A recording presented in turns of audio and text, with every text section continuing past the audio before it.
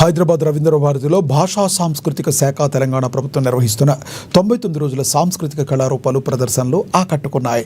ఇందులో భాగంగా నిర్వహించిన కవి సమ్మేళనంలో నిర్మల్ జిల్లాకు చెందిన కవులు కవితా గానం చేశారు.